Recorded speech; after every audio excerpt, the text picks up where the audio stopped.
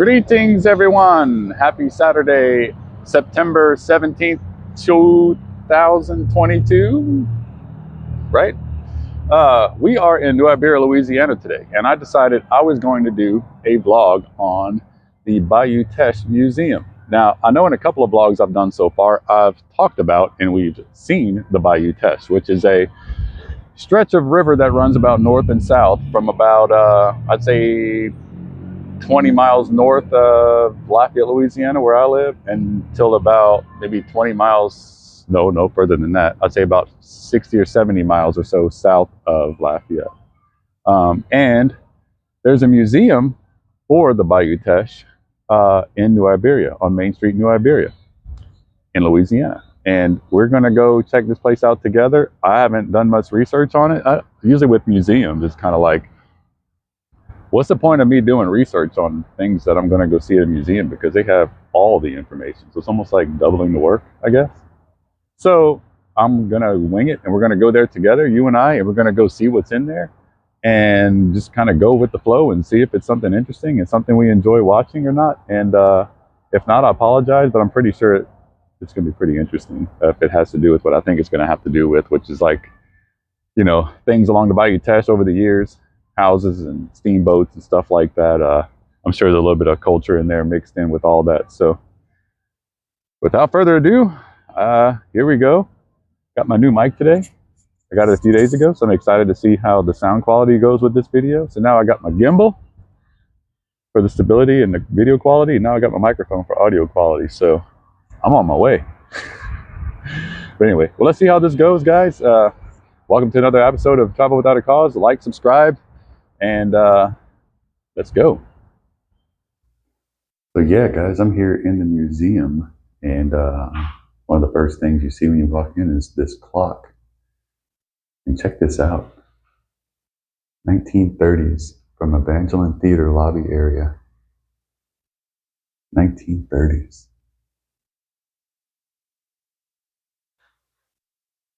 I want to touch it. And this right here is the ticket booth. This theater, I'll give you a little backstory in a second, but this is the original ticket booth window during segregation, where the blacks would get their tickets for the theater. Original window and everything.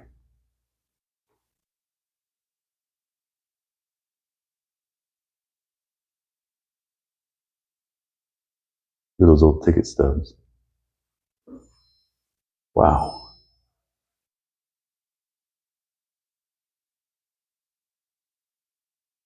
Think how different times were back then. Now, the museum itself isn't focused on one specific thing. It's just kind of a focus on everything along the Bayou Teche and in this area specifically. This is some more history about the theater, the Evangeline Theater. I can squeeze through here. Let's see. Evangeline Theater, 1930. I'm starting in a theater portion of the museum because it's right there in the front. So there's no particular order to any of this. The Evangeline featured Hollywood westerns, rock and roll, science fiction, and musicals. The first film featured at the Evangeline Theater was Seventh Heaven. A few all-black cast Hollywood musicals were shown, such as Cabin in the Sky and Stormy Weather. You know, real.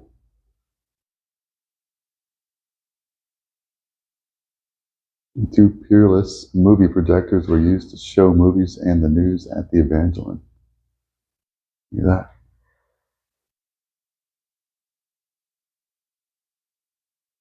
There's the theater in 1939.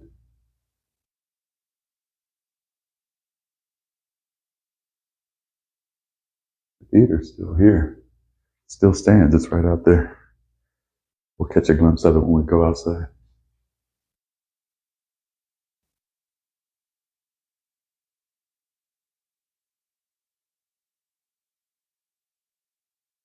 And here's the original stairs to where, like I said, during segregation, the blacks would use this staircase to go to a specific I guess, a segregated area for them to go watch the movies.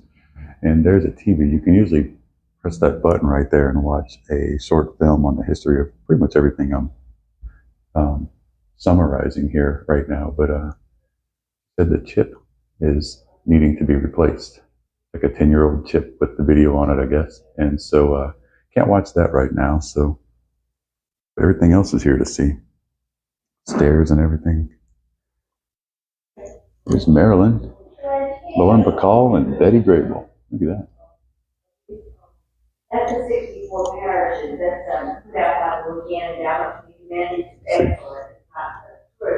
When the Evangeline Theater opened April 1st, 1930, that is 3 days before my grandmother was born, actually.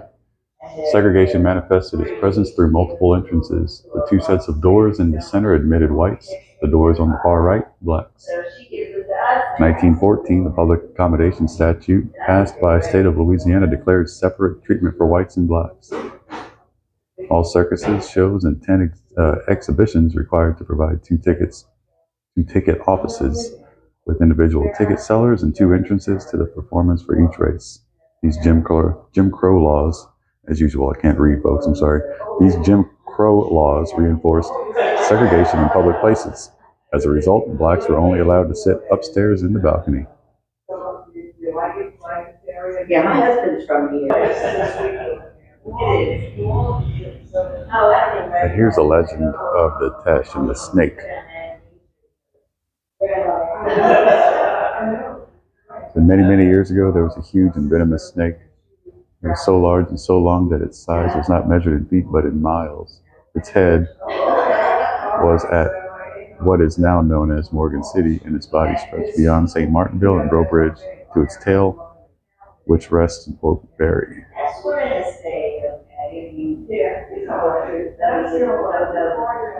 One day, the Chitimacha tribe, the chief called together its warriors and had them prepare themselves for battle with their gigantic snake.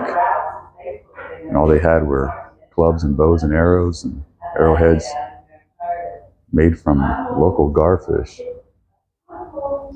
Of course, a snake over 124 miles long could not be killed instantly. The warriors fought courageously to kill the enemy, but it fought just as hard to try to survive.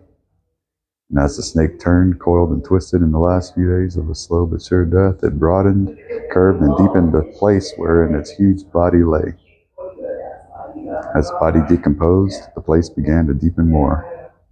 So the Bayou Teche, and Teche meaning snake, is today proof of the exact position into which its enemy placed himself when overcome by the Chitimacha days of their strength. In the days of their strength, pardon me. Here's an example of a steamboat, of the types of steamboats that used to traverse the Teche regularly.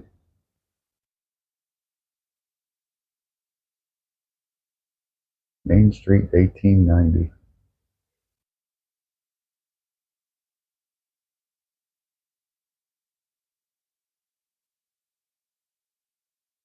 Dominoes.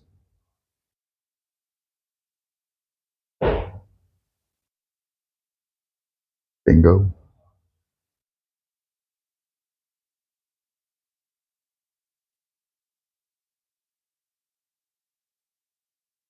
And this is showing George Rodriguez. A lot of his art. He's a native of this area. He's famous for the Blue Dog paintings, like you see there. Very famous for those. There's a really nice gallery in New Orleans for his work in the French Quarter.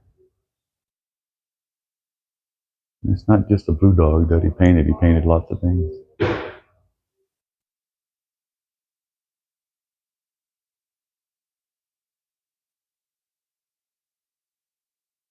Remember that vlog we did at Vermilionville with the classroom? No French? Here it is again. They punished him. I remember asking what the repercussions of that were. If you spoke French, I guess they punished you in some ways. Wow. This museum is actually pretty cool. It's actually more a broad perspective of this area in the time and culture than I actually expected. I thought it was going to be more straightforward with the Teche and the river and stuff like that. But this is actually pretty interesting stuff. It's more, like I said, it's more broad scale information.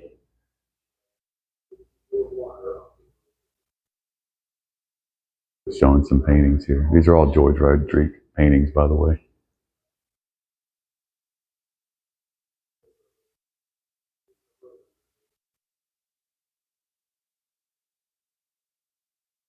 And all these things that have things to read on it. I'm not going to sit and read everything we see. That'd be a 3-hour long vlog, but I kind of show it so you guys can pause it and read it if you need to, like this one.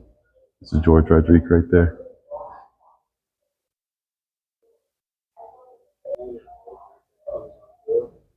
Steam Packet, New York. Look at this display. It's like finding things underwater on the seafloor. That's cool.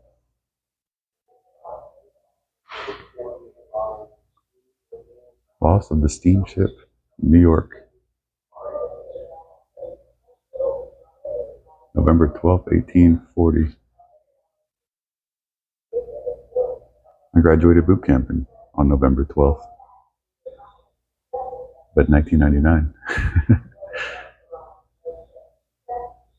And some of the items found from that.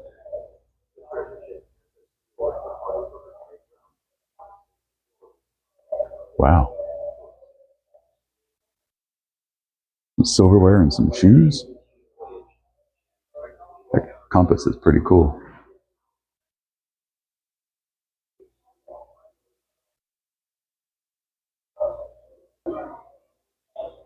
And gold watches and stuff.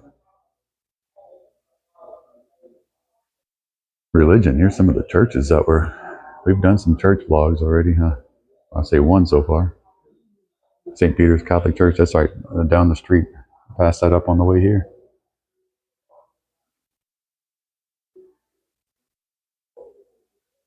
(1838) that was built. First Presbyterian Church, 1895.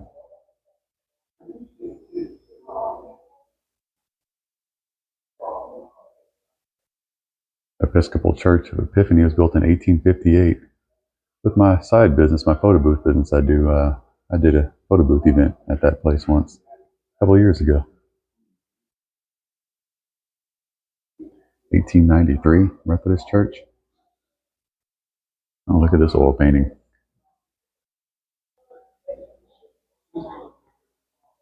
It's set up to show the education aspect of it all. Private education and public education.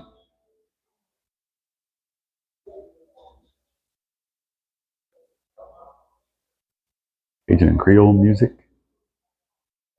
John Lomax. Sam Ballard.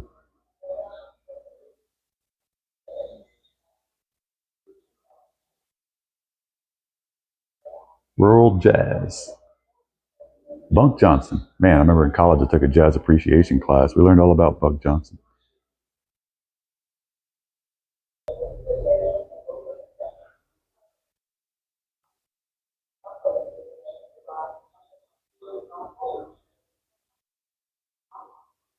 Clifton Chenier. Huge name. And Zydeco and all that.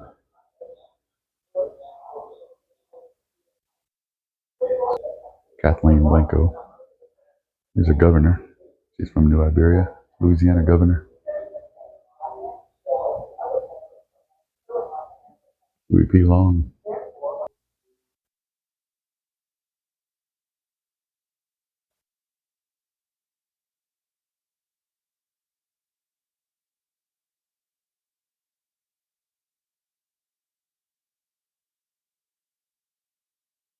Whoa, look at this.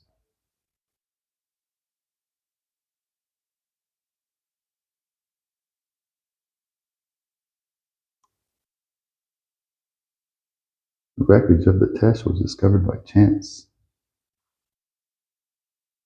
The Teche was a steamboat. As you can see here,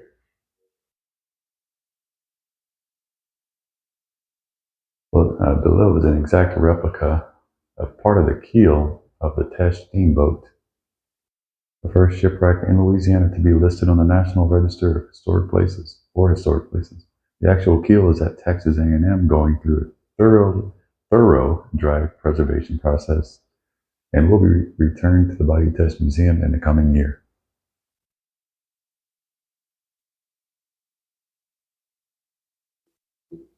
Can you guess what it is yet? I'm letting you guys figure out what it is. In the Electric Mist, starring Tommy Lee Jones and John Goodman. Written by James Lee Burke. And that movie was actually filmed here in New Iberia. We had to read the book. I think it was an American literature class or English literature class in college. And we had to read that book, and it's quite good.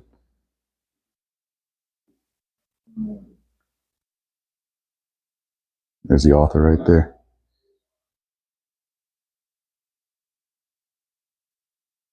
The book is called In the Electric Mist with Confederate Dead, but the movie's just called In the Electric Mist. And filmed right here in New Iberia.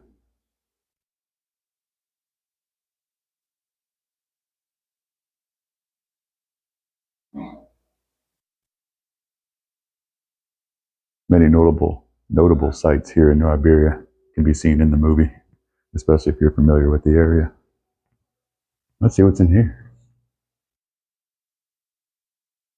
Artifacts, more artifacts found.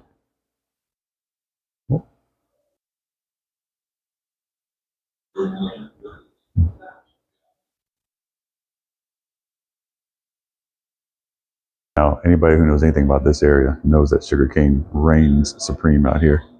There's some of the some literature on that, and some of these sugarcane factories that are still very active today have been around for a long time. My grandfather used to work in the sugarcane industry here in the New Iberia area in the 40s, and he told me once, he said, I don't miss that work for anything. He said it was hard, back-breaking work, for sure. Here's some of the active sugar mills today.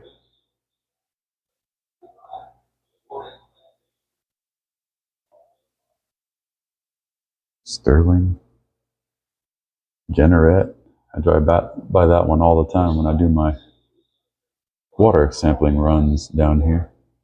Cora, Patu. My uncle Mike, he's a history, or was a history professor at Appalachian State out there in North Carolina. He, while he was getting his doctoral thesis, I don't know what you call it, he wrote a book on Patu. He spent about 10 years doing research and meeting, knowing the family, the Patu family and all that, and writing that book. Cool. A lot of big paintings here. Old milk bottles and such. Tabasco. Now, Tabasco, which everybody knows what Tabasco is, the factory is right down the street. Avery Island, which is basically part of New Iberia. Look at this. I've been all over the world with the military, and I can tell you one thing, there's Tabasco everywhere, on every table in every country. Even in our MREs that we eat in the field, we do field exercises and stuff like that. We have MREs, which are the, like the, what MREs are. Or C rations, like the old school guys call them. That big thing of Tabasco right there. And the MREs came with little Tabasco bottles. I love these old things like that. These old milk cartons. Old ice cream carton. Check that out.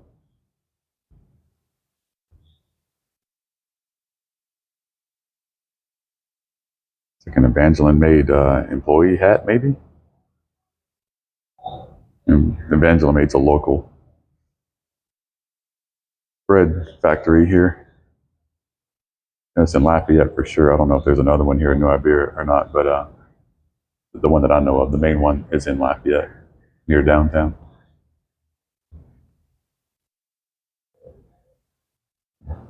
Right next to Avery Island, like where Tabasco is and all that, is also Jefferson Island. And also back in, I think, 1983, there's a big underwater, super, super deep under the ground are these big salt caverns, these domes where they do salt mining.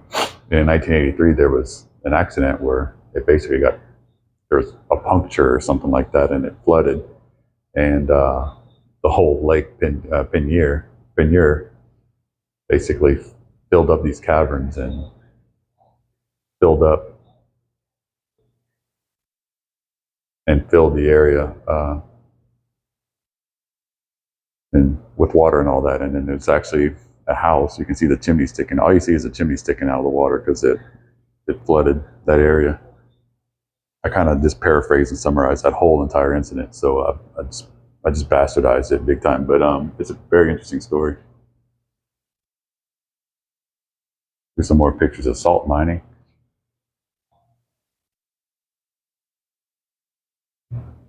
But basically, what I was saying just now is, like I said, there's big cavernous salt mining domes, really vastly underground.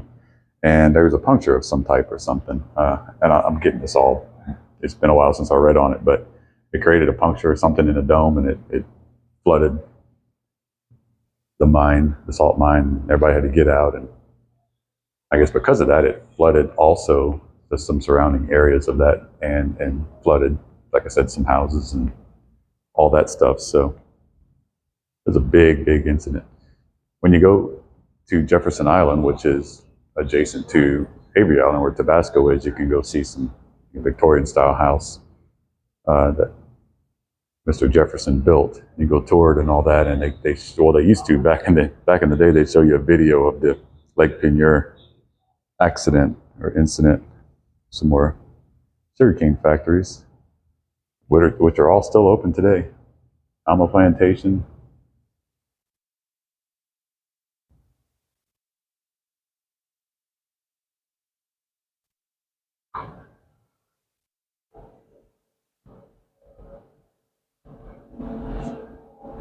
It says salt mine entrance on the door I just walked in. It's a little closet room. Let's see what this does when I press the button. I'm gonna close the door. Press this button that says doors closed. Yep, doors closed. Press the start button. Oh, it's like simulating going down into a salt mine. And the floor is vibrating under my feet right now. That's pretty cool. I'm sure you can hear it. Going down, down, down.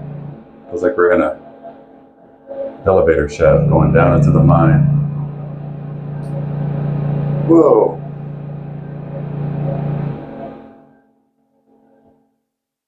Exit into the mine. It says exit. We're going to go into the mine now. This might be what we saw a while ago. Yeah. Well, that's a cool little display they had. And this is what I showed you guys a while ago. I won't go through all that again. Let's go back the way we came. That was fun. My kids are like that.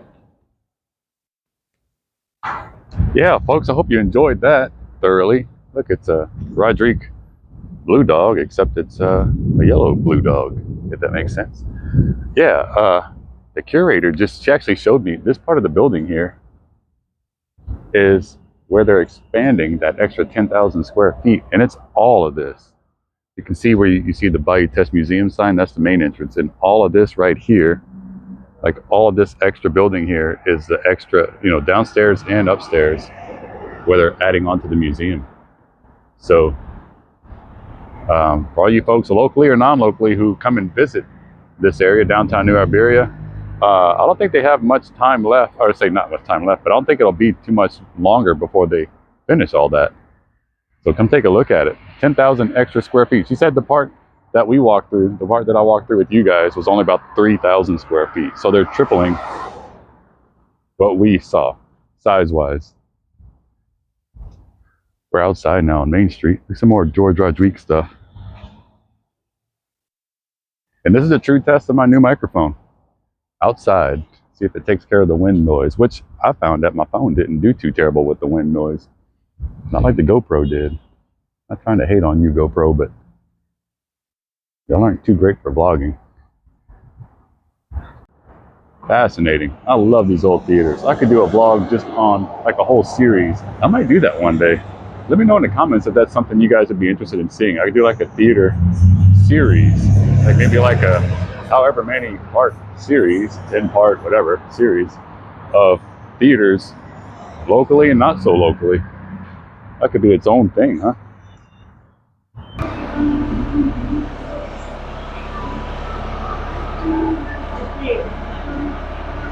Should I film you? You want to be in it? She wanted to wave to the camera. Look at this. I love this old flooring too. Check this out. Old tile flooring.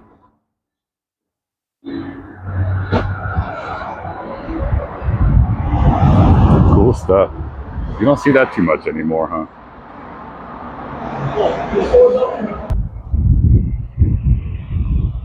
Here it is. Carved out by a 10-mile long snake, if you believe that. Those Chitimacha Native Americans sure made up a cool story. Unless maybe there was a 10-mile long snake that carved all this out. Oh, look at these guys. Who knows?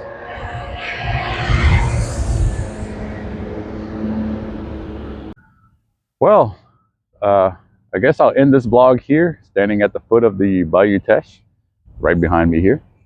Carved out by a 10-mile long snake. I wonder if it was a moccasin or just a big water snake or whatever. But if you choose to believe that or not, it's still a cool story, right? But anyway, I hope my audio quality, as you can see my microphone right here, we're going to see how that sounds. So you and I will both be surprised that if it made a big difference or not. But I think it's going to be much higher quality to hear, at least, and hear my voice better. And so, but that's neither here or there. But anyway, so I hope you enjoyed the vlog here. In the museum, that was a lot of information in that place, way more than I expected to see or learn about and all that. I mean, it's more of a cultural area scope of things. You know, it's a bigger, I thought it was going to be more of just the river itself, but it was like, it covered the whole area, like this whole New Iberia and this, you know, surrounding areas and the culture and the history of it all. And I thought that was really interesting. So anyway, please leave some comments, any ideas of other places you'd like me to vlog. I'm all for suggestions. And so, you know, if it's something I think that would be very interesting, then I'll do some research on it and vlog it for you. Might even give you some props in the video if you want. But anyway, like, subscribe, also hit the notification bell, which I always forget to say, because if you hit that notification bell, it'll notify you when I release new videos, which are usually twice a week. As of late, it's been Mondays and Thursdays. And yeah, so signing off from New Iberia, Louisiana, in front of the Bayou Teche. Until next time, I'll hang up here and say see you on the next one. Bye, folks.